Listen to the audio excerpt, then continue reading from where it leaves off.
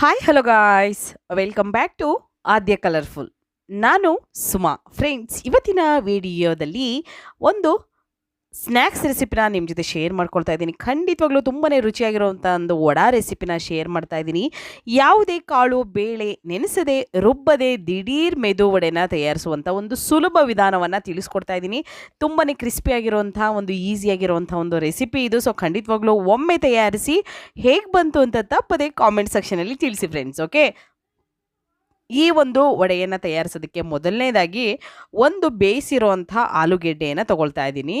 ನೋಡ್ತಾ ಇರ್ಬೋದು ನೀವು, ಒಂದು ಆಲೂಗೆಡ್ಡೆಯನ್ನು ತಗೊಂಡು ಅದರ ಸಿಪ್ಪೆಯನ್ನೆಲ್ಲ ಕ್ಲೀನ್ ಮಾಡಿ ತಗೊಳ್ತಾ ಇದ್ದೀನಿ. ತುಂಬಾ ಈಸಿಯಾಗಿ ಮಾಡ್ಕೊಳ್ಳುವಂಥ ಒಂದು ರೆಸಿಪಿ ಇದು. ಖಂಡಿತವಾಗ್ಲೂ ಒಂದು ಆಲೂಗೆಡ್ಡೆನ ಸಿಪ್ಪೆ ಸಮೇತ ನಾನು ಬೇಯಿಸಿ ಅದಾದ ನಂತರ ಅದರ ಸಿಪ್ಪೆಯನ್ನು ಕ್ಲೀನ್ ಮಾಡಿ ತಗೊಂಡಿದ್ದೀನಿ. ಈಗ ಈ ಒಂದು ಆಲೂಗೆಡ್ಡೆಯನ್ನು ನಾವು ತುರಿದು ತಗೊಳ್ಳೋಣ ಫ್ರೆಂಡ್ಸ್, ನೀವು ಯಾರಾದರೂ ಫಸ್ಟ್ ಟೈಮ್ ನನ್ನ ಚಾನಲ್ಗೆ ವಿಸಿಟ್ ಮಾಡಿದರೆ ಪ್ಲೀಸ್ ನನ್ನ ಚಾನಲ್ನ ಸಬ್ಸ್ಕ್ರೈಬ್ ಮಾಡ್ಕೊಳ್ಳಿ, ಹಾಗೆ ಲೈಕ್ ಮಾಡಿ ಮತ್ತು ಹೆಚ್ಚೆಚ್ಚು ಶೇರ್ ಮಾಡಿ ಫ್ರೆಂಡ್ಸ್. ಈ ರೀತಿಯಾಗಿ ಇವಾಗ ಆಲೂಗೆಡ್ಡೆನ ತುರಿದು ತಗೊಳ್ಳೋಣ. ನೋಡ್ತಾ ಇದ್ದೀರಲ್ಲ, ಈಗ ನಾವು ಮ್ಯಾಶ್ ಮಾಡೋದ್ರಿಂದ ಅಲ್ಲಲ್ಲಿ ಗಂಟು ಉಳ್ಕೊಂಬಿಡುತ್ತೆ. ಎಷ್ಟೇ ನಾವು ಮ್ಯಾಶ್ ಮಾಡಿದ್ರೂ ಕೂಡ ಪೂರ್ತಿಯಾಗಿ ಅದು ನೀಟಾಗಿ ಮ್ಯಾಶ್ ಆಗೋದಿಲ್ಲ. ಸೊ ಅದಕ್ಕೋಸ್ಕರ ಏನು ಮಾಡಬೇಕು ಅಂತಂದರೆ ಈ ರೀತಿ ತುರಿದು ತೊಗೊಳ್ಬೇಕು. ನಮಗೆ ಪೂರ್ತಿಯಾಗಿ ನುಣ್ಣಗೆ ಬೇಕು ಅನ್ನೋದಾದರೆ ಈ ರೀತಿ ತುರಿದು ತೊಗೊಂಡ್ರೆ ಖಂಡಿತವಾಗ್ಲೂ ಪರ್ಫೆಕ್ಟಾಗಿ ನಮಗೆ ತುಂಬಾ ಸ್ಮೂತಾಗಿರುವಂಥ ಒಂದು ಆಲೂಗೆಡ್ಡೆಯ ಒಂದು ಇದು ಪೀಸಸ್ ನಮಗೆ ರೆಡಿ ಇರುತ್ತೆ. ನೋಡ್ತಾ ಇದ್ದೀರಲ್ಲ, ಅಲ್ಲಲ್ಲಿ ನಮಗೆ ಗೆಡ್ಡೆ ಥರ ಸಿಗಲ್ಲ. ನೋಡ್ತಾ ಇದ್ದೀರಲ್ಲ, ಈ ರೀತಿಯಾಗಿ ನಮಗೆ ರೆಡಿ ಆಗುತ್ತೆ. ಸೊ ಈಗ ತುರಿದಿರೋಂಥ ಒಂದು ಆಲೂಗೆಡ್ಡೆಯನ್ನು ನೋಡ್ಬೋದು ನೀವು. ಒಂದು ಆಲೂಗೆಡ್ಡೆಯನ್ನು ತೊಗೊಂಡಿದ್ದೀನಿ. ಸುಮಾರು ಇಲ್ಲಿ ನಾವು ಒಂದು 8ರಿಂದ 9 ಅಥವಾ 10 ಮೆದು ವಡೆ ಅಥವಾ ಈ ವಡೆಯನ್ನು ತಯಾರಿಸ್ಕೊಳ್ಬೋದು. ಓಕೆ, ಸೊ ಈಗ ಒಂದು ಪ್ಯಾನಿಗೆ 1 ಸ್ಪೂನ್ ಆಗುವಷ್ಟು ಅಡುಗೆ ಎಣ್ಣೆ ಹಾಕ್ಕೊಂಡಿದ್ದೀನಿ. ಒಂದೇ 1 ಸ್ಪೂನು, ಜಾಸ್ತಿ ಏನು ಬೇಕಾಗೋದಿಲ್ಲ. ನಂತರ ಇದಕ್ಕೆ ಸ್ವಲ್ಪ ನಾವು ಜೀರಿಗೆಯನ್ನು ಹಾಕ್ಕೊಳ್ಳೋಣ. ಎಣ್ಣೆ ಸ್ವಲ್ಪ ಬಿಸಿಯಾಗಲಿ, ಅದಾದ ನಂತರ ಜೀರಿಗೆ ಹಾಕ್ಕೊಳ್ತಾ ಇದ್ದೀನಿ. ಜೀರಿಗೆನೂ ಸ್ವಲ್ಪ ಚಿಟಪಟ ಅಂತ ಸೌಂಡ್ ಬಂದಾದ ಮೇಲೆ ಇವಾಗ ಇದಕ್ಕೆ ಅಚ್ಕಾರದ ಪುಡಿಯನ್ನು ಹಾಕ್ಕೊಳ್ಳೋಣ. ಒಂದು ಅರ್ಧ ಸ್ಪೂನ್ ಆಗುವಷ್ಟು ಅಚ್ಕಾರದ ಪುಡಿಯನ್ನು ಹಾಕ್ಕೊಳ್ತಾ ಇದ್ದೀನಿ. ನೋಡ್ತಾ ಇದ್ದೀರಲ್ಲ, ಕಾಶ್ಮೀರ್ ರೆಡ್ ಚಿಲ್ಲಿ ಪೌಡರ್ನ ನಾನು ಉಪಯೋಗಿಸ್ತಾ ಇರೋದು. ಮನೆಯಲ್ಲಿ ಯಾವುದೇ ಒಂದು ನೀವು ಬಳಸುವಂತಹ ಒಂದು ಅಚ್ಕಾರದ ಪುಡಿ ಇರುತ್ತಲ್ಲ ಅದನ್ನೇ ಉಪಯೋಗಿಸಿ. ಅದಾದ ನಂತರ ಸ್ಟವ್ನ ಆಫ್ ಮಾಡಿದ್ದೀನಿ ಫ್ರೆಂಡ್ಸ್. ಬಿಸಿ ಇದ್ದಾಗ ಎಣ್ಣೆ, ನಂತರ ಈಗ ಸ್ವಲ್ಪ ಸ್ಟವ್ ಆಫ್ ಮಾಡಿದ್ದೀನಿ. ಆಫ್ ಮಾಡಿ ಅದಾದ ನಂತರ ನಿಧಾನಕ್ಕೆ ನಾನು ಒಂದು 2 ನಿಮಿಷ ಬಿಟ್ಟು ನೀರನ್ನು ಹಾಕ್ಕೊಳ್ತಾ ಇದ್ದೀನಿ. ನೀವು ಬಿಸಿ ಎಣ್ಣೆಗೆ ನೀರು ಹಾಕಕ್ಕೆ ಹೋದರೆ ಖಂಡಿತವಾಗ್ಲೂ ಮುಖಕ್ಕೆ ಸಿಡಿಯುತ್ತೆ. ದಯವಿಟ್ಟು ನೀವು ಸ್ಟವ್ ಆಫ್ ಮಾಡಿ ಒಂದು 2 ನಿಮಿಷ ಬಿಟ್ಟು ಸ್ವಲ್ಪ ತಣ್ಣಗಾಗಲಿ. ಅದಾದ ನಂತರ ಇದಕ್ಕೆ 2 ಕಪ್ ನೀರನ್ನು ಹಾಕ್ಕೊಳ್ಳೋಣ. 1 ಕಪ್ಪಿನ ಅಳತೆಯಲ್ಲಿ ನೀವು ಎಲ್ಲ ಇಂಗ್ರೀಡಿಯೆಂಟ್ಸ್ನು ತೊಗೊಳ್ಳಿ. ಯಾವುದೇ ಒಂದು ಮೆಜರ್ಮೆಂಟ್ ಕಪ್ ಇದ್ದರೂ ಕೂಡ ತೊಗೊಳ್ಳಿ, ಅಥವಾ ಲೋಟ ಇದ್ದರೆ ತೊಗೊಳ್ಳಿ, ಅಥವಾ ಈ ರೀತಿ ನೀವು ಬೌಲ್ ಇದ್ದರೆ ತೊಗೊಳ್ಳಿ. ಯಾವುದಿದೆಯೋ ಅದರಲ್ಲಿ ಅಳತೆ ಮಾಡಿ ತೊಗೊಳ್ಳಿ ಫ್ರೆಂಡ್ಸ್. ಅದಾದ ನಂತರ ಈಗ ಆಲೂಗೆಡ್ಡೆ ತೊಗೊಂಡಿದ್ದೀನಿ. ಈಗ ಒಂದು ಆಲೂಗೆಡ್ಡೆ ತುರಿದು ತೊಗೊಂಡಿದ್ವಲ್ಲ ಅದನ್ನು ಕೂಡ ಇದಕ್ಕೆ ಸೇರಿಸ್ಕೊಳ್ತಾ ಇದ್ದೀನಿ. ಇಷ್ಟನ್ನು ಸೇರಿಸಿದ ನಂತರ ಇವಾಗ ಇದನ್ನು ಒಂದ್ಸಲ ನಾವು ಚೆನ್ನಾಗಿ ಮಿಕ್ಸ್ ಮಾಡ್ಕೋಬೇಕು. ಬೇಯಿಸಿರೋಂಥ ಆಲೂಗೆಡ್ಡೆನ ತೊಗೊಂಡಿದ್ದೀನಿ. ನೀವು ತುರಿದು ಹಸಿದನ್ನೇ ಬೇಕಿದ್ರೆ ನಾವು ಇದರಲ್ಲೇ ಬೇಯಿಸ್ಕೊಳ್ತೀವಿ ಅಂದರೆ ನೀರಿನ ಅಂಶ ಕೂಡ ಸ್ವಲ್ಪ ಬೇಕಾಗುತ್ತೆ. ಇನ್ನು ಒಂದು ಅರ್ಧ ಕಪ್ ನೀರು ಜಾಸ್ತಿ ಹಾಕ್ಕೊಳ್ಬೇಕಾಗುತ್ತೆ. ಆಲೂಗೆಡ್ಡೆಯನ್ನು ನೀವು ತುರಿದು ಅದಾದ ನಂತರ ಬೇಯಿಸ್ಕೊಂಡು ತೊಗೊಳ್ಬೇಕಾಗುತ್ತೆ. ನಾನಿಲ್ಲಿ ಬೇಯಿಸಿರೋಂಥ ಆಲೂಗೆಡ್ಡೆನೇ ತೊಗೊಂಡಿರೋದ್ರಿಂದ ನಾನಿಲ್ಲಿ ಜಾಸ್ತಿ ಏನು ನೀರನ್ನು ಕುದಿಸೋಕೆ ಹೋಗೋದಿಲ್ಲ. ಯಾಕೆಂದರೆ ಫಸ್ಟಿಗೆ ನೀರು ನಮಗೆ ಆಲೂಗೆಡ್ಡೆ ಬೆಂದಿದೆ, ಅದಕ್ಕೋಸ್ಕರ. ಈಗ ರುಚಿಗೆ ತಕ್ಕಷ್ಟು ಉಪ್ಪನ್ನು ಕೂಡ ಹಾಕ್ಕೊಳ್ತಾ ಇದ್ದೀನಿ. ಉಪ್ಪನ್ನು ಹಾಕಿದ ನಂತರ ಇವಾಗ ನಾವು ಇದಕ್ಕೆ ಸ್ವಲ್ಪ ಕೊತ್ತಂಬರಿ ಸೊಪ್ಪನ್ನು ಹೀಗೆ ಕೈಯಲ್ಲಿ ಮುರಿದು ಹಾಕ್ಕೊಳ್ಳೋಣ. ನೋಡ್ತಾ ಇದ್ದೀರಲ್ಲ, ಈ ರೀತಿಯಾಗಿ ನಾನು ಕೈಯಲ್ಲೇ ಮುರಿದು ಕೊತ್ತಂಬರಿ ಸೊಪ್ಪನ್ನು ಜಾಸ್ತಿ ಬೇಕು ಅಂದರೂ ಕೂಡ ಹಾಕ್ಕೊಳ್ಬೋದು, ಅಥವಾ ಸ್ಕಿಪ್ ಮಾಡ್ತೀವಿ, ನಮಗೆ ಕರಿಬೇವು ಬೇಡ ಅಂದರೆ, ಕೊತ್ತಂಬರಿ ಸೊಪ್ಪು ಬೇಡ ಅಂದರೆ ಖಂಡಿತ ನೀವು ಅದನ್ನು ಸ್ಕಿಪ್ ಮಾಡ್ಬೋದು. ಕರಿಬೇವು ಬೇಕಂದರೆ ಕರಿಬೇವು ಕೂಡ ಹಾಕ್ಕೊಬೋದು, ಕೊತ್ತಂಬರಿ ಸೊಪ್ಪು ಬೇಕು ಅಂದರೆ ಅದನ್ನು ಕೂಡ ಹಾಕ್ಕೊಳ್ಬೋದು. ನಂತರ 1 ಕಪ್ ರವೆ ತೊಗೊಂಡಿದ್ದೀನಿ. ಸೊ ಇಲ್ಲಿ ನಾನು ತಗೊಂಡಿರುವಂತಹ ರವೆ ಚಿರೋಟಿ ರವೆ ಫ್ರೆಂಡ್ಸ್. ನಾವು ಉಪ್ಪಿಟ್ಟಿಗೆ ಬಳಸುವಂತಹ ರವೆ ಅಲ್ಲ, ಅಥವಾ ಬಾಂಬೆ ರವೆ ಅಲ್ಲ, ಅಥವಾ ಇಡ್ಲಿ ರವೆ ಅಲ್ಲ. ಚಿರೋಟಿ ರವೆ, ಸಣ್ಣ ರವೆ ಅಂತ ಹೇಳ್ತೀವಲ್ಲ, ಅದನ್ನು ತೊಗೊಂಡಿದ್ದೀನಿ. 1 ಕಪ್ ಆಗುವಷ್ಟು ರವೆಯನ್ನು ನಾನು ಈಗ ಮಿಕ್ಸ್ ಮಾಡಿಕೊಳ್ತಾ ಇದ್ದೀನಿ. ನೋಡ್ತಾ ಇದ್ದೀರಲ್ಲ, ಚಿರೋಟಿ ರವೆಯನ್ನು ನಾನು ತೊಗೊಂಡಿರೋದು. ಸಣ್ಣ ರವೆ, ಕೆಲವರು ಚಿರೋಟಿ ರವೆ ಅಂದರೆ ಗೊತ್ತಿಲ್ಲ ಅಂತಾರೆ. ಸೊ ಸಣ್ಣ ರವೆ ಅಂತ ನಾವು ಉಪಯೋಗಿಸ್ತೀವಲ್ಲ, ಆ ರವೆಯನ್ನು 1 ಕಪ್ ತೊಗೊಂಡಿದ್ದೀನಿ. ಅದಾದ ನಂತರ ಪೂರ್ತಿಯಾಗಿ ಅದನ್ನು ಹಾಕ್ಕೊಂಡು ಚೆನ್ನಾಗಿ ನಾವು ಇದನ್ನು ಮಿಕ್ಸ್ ಮಾಡ್ಕೋಬೇಕು.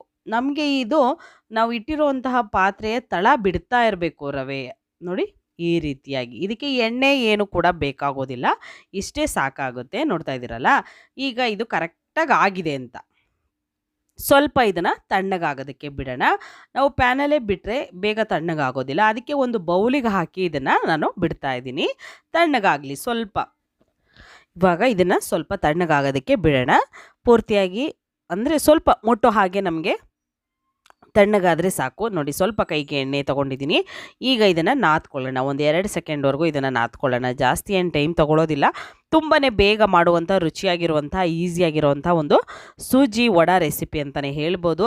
ಖಂಡಿತವಾಗ್ಲೂ ರವೆಯಿಂದ ಮಾಡಿರುವಂಥ ಒಂದು ವಡೆ ಸೂಪರ್ ಟೇಸ್ಟನ್ನೇ ಕೊಡುತ್ತೆ. ನಿಮಗೆ ತುಂಬ ಬೇಗ ಆಗುತ್ತೆ. ಹಾಗೆ ಯಾರಾದರೂ ತಿನ್ನೋಕ್ಕೆ ನೀವು ಯಾರಿಗಾದರೂ ಇದನ್ನು ಕೊಟ್ಟರೆ ಇದು ರವೆಯಿಂದ ಮಾಡಿರುವಂಥದ್ದು ವಡೆ ಅಂತ ಗೊತ್ತೇ ಆಗಲ್ಲ, ಅಷ್ಟು ಚೆನ್ನಾಗಿರುತ್ತೆ. ಸೊ ಖಂಡಿತವಾಗ್ಲೂ ನೋಡಿ ಒಂದ್ಸಲ ಮಾಡಿ. ಈಗ ನೋಡಿ ಒಂದು ಚಿಕ್ಕ ಹುಂಡೆಯನ್ನು ತೊಗೊಂಡಿದ್ದೀನಿ. ಈಗ ಒಂದು ಪೇಪರಿಗೆ ನಾನಿಲ್ಲಿ ಎಣ್ಣೆ ಪ್ಯಾಕೆಟಿನ ಒಂದು ಕಟ್ ಮಾಡಿ ತೊಗೊಂಡಿದ್ದೀನಿ. ನೀವು ಬಟರ್ ಪೇಪರ್ ಇದ್ದರೆ ಅದನ್ನು ಕೂಡ ಉಪಯೋಗಿಸ್ಬೋದು. ಕೆಲವರೆಲ್ಲ ಬಟರ್ ಪೇಪರ್ ಇರಲ್ಲ, ಅದು ಎಲ್ಲಿ ಸಿಗುತ್ತೆ, ಹೇಗೆ, ಏನು ಅಂತ ಎಲ್ಲ ತಲೆ ಕೆಡಿಸ್ಕೊಳ್ತಾರೆ.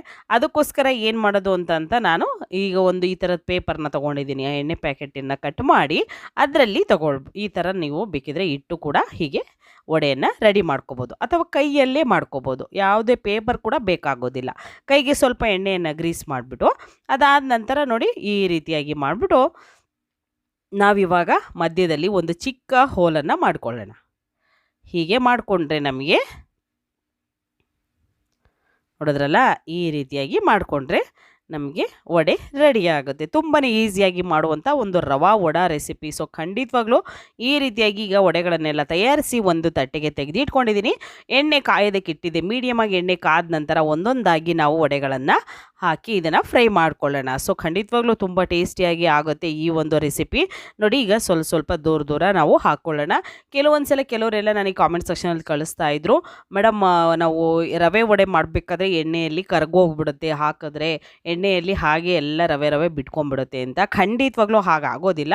ನೀವು ನಾನು ಮಾಡಿರೋಂಥ ರೀತಿಯಲ್ಲೇ ನೀವು ಖಂಡಿತ ಮನೆಯಲ್ಲಿ ತಯಾರಿಸಿ 100% ಶೋರಾಗಿ ಹೇಳ್ತೀನಿ, ಪರ್ಫೆಕ್ಟ್ ಆಗಿರುವಂಥ ಒಂದು ರವಾ ವಡಾನ ನೀವು ಮನೆಯಲ್ಲಿ ತಯಾರಿಸ್ಕೊಳ್ಬೋದು. ಈಗ ನೋಡಿ ಎಷ್ಟು ನೀಟಾಗಿ ಬಂದಿದೆ ಅಂತ. ಈಗ ಸ್ವಲ್ಪ ಕಲರ್ ಚೇಂಜ್ ಆಗ್ತಿದೆ. ಇವಾಗ ಟರ್ನ್ ಮಾಡೋಣ. ಎರಡೂ ಸೈಡ್ ಕೂಡ ನಮಗೆ ಗೋಲ್ಡನ್ ಕಲರ್ ಬರಬೇಕು, ಆವಾಗಲೇ ಆ ವಡೆಗೆ ಒಂದು ಕಳೆ ಬರೋದು. ಸೊ ಖಂಡಿತ ಟೇಸ್ಟಿಯಾಗಿರುತ್ತೆ ಮತ್ತು ಕಲರು ಕೂಡ ಸೂಪರ್ ಆಗಿರುತ್ತೆ. ಇದಕ್ಕೆ ನೋಡಿ ನಾನು ಯಾವುದೇ ರೀತಿ ಕಲರ್ ಕೂಡ ಆ್ಯಡ್ ಮಾಡಿಲ್ಲ.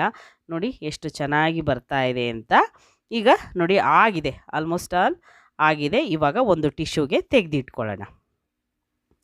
ರುಚಿಯಾಗಿರುವಂತಹ ಗರಿಗರಿಯಾಗಿರುವಂತಹ ಒಂದು ವಡ. ಇದಕ್ಕೆ ಯಾವುದೇ ಕಾಳು ಬೇಳೆ ಯಾವುದನ್ನು ಕೂಡ ಹಾಕ್ದಲೇ ನಾವು ಮಾಡಿರುವಂಥ ದಿಢೀರ್ ವಡೆ ರೆಸಿಪಿ. ಸೊ ಖಂಡಿತವಾಗ್ಲೂ ದಿಢೀರಾಗಿ ಮಾಡುವಂಥ ಒಂದು ರವೆ ವಡೆಯನ್ನು ಮನೆಯಲ್ಲಿ ತಯಾರಿಸಿ ಹೇಗೆ ಬಂತು ಅಂತ ತಪ್ಪದೆ ಕಾಮೆಂಟ್ ಸೆಕ್ಷನಲ್ಲಿ ತಿಳಿಸಿ ಫ್ರೆಂಡ್ಸ್. ಓಕೆ, ತುಂಬಾ ಈಸಿಯಾಗಿರುವಂಥ ಒಂದು ರವಾ ವಡ ರೆಡಿಯಾಗಿದೆ. ಹಾಗೆ ನೀವು ಕೂಡ ಮನೇಲಿ ತಯಾರಿಸ್ತೀರಾ ಅಂತ ಭಾವಿಸ್ತೀನಿ. ರುಚಿಯಾಗಿರುವಂಥ ವಡಾನ ಈಗ ಸರ್ವ್ ಮಾಡ್ತಾ ಇದ್ದೀನಿ, ನೋಡ್ಬೋದು ನೀವು. ನೋಡಿ ಈ ರೀತಿಯಾಗಿರುವಂಥ ಗರಿಗರಿಯಾಗಿರುವಂಥ ಒಂದು ರವೆ ವಡೆ ರೆಡಿಯಾಗಿದೆ. ಇವತ್ತಿನ ವಿಡಿಯೋ ಸ್ವಲ್ಪನಾದರೂ ಇಷ್ಟ ಆಗಿದ್ರೆ ಚಾನಲ್ನ ಸಬ್ಸ್ಕ್ರೈಬ್ ಮಾಡ್ಕೊಳ್ಳಿ ಫ್ರೆಂಡ್ಸ್. ಹಾಗೆ ಲೈಕ್ ಮಾಡಿ ಮತ್ತು ಹೆಚ್ಚೆಚ್ಚು ಶೇರ್ ಮಾಡಿ. ಗರಿಗರಿಯಾಗಿರುವಂಥ ಒಂದು ವಡಾ ರೆಸಿಪಿ. ಸೊ ಇವತ್ತಿನ ವಿಡಿಯೋನ ಇಲ್ಲಿಗೆ ಮುಗಿಸ್ತಾ ಇದ್ದೀನಿ. ಮತ್ತೆ ಇನ್ನೊಂದು ಹೊಸ ವಿಡಿಯೋ ಜೊತೆ ಬರ್ತೀನಿ. ಅಲ್ಲಿವರೆಗೂ take care, bye, see you.